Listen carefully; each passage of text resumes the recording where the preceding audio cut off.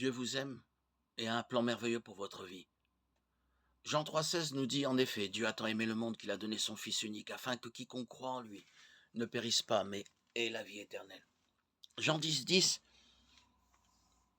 nous donne la raison pour laquelle Jésus est venu. Moi, je suis venu afin que les brebis aient la vie et qu'elle l'ait en abondance. Qu'est-ce qui nous sépare de l'amour de Dieu? Qu'est-ce qui nous empêche d'avoir la vie en abondance? L'humanité est souillée par le péché et par conséquent séparée de Dieu. Ainsi, nous ne pourrons pas connaître le merveilleux plan de Dieu pour nos vies. Romains 3,23 explique « Tous ont péché et sont privés de la gloire de Dieu ». Romains 6,23 indique les conséquences du péché. En effet, le salaire du péché, c'est la mort. Dieu nous a créés pour être en relation avec lui. Mais l'humanité a introduit le péché dans le monde et est donc séparée de Dieu. Nous avons brisé cette relation que Dieu désirait avoir avec nous. Quelle est donc la solution? Jésus-Christ est la solution de Dieu pour nous délivrer du péché. Par Jésus-Christ, nos péchés peuvent être pardonnés et notre relation avec Dieu rétablie.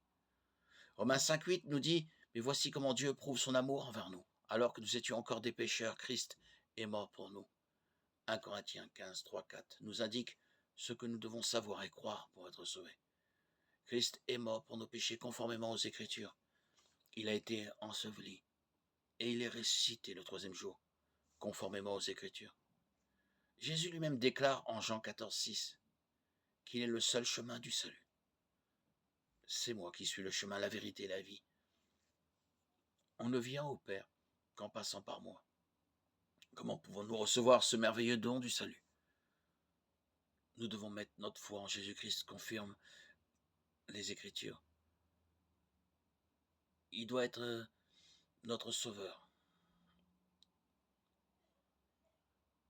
pour recevoir le don du salut et de connaître le merveilleux plan de Dieu pour notre vie.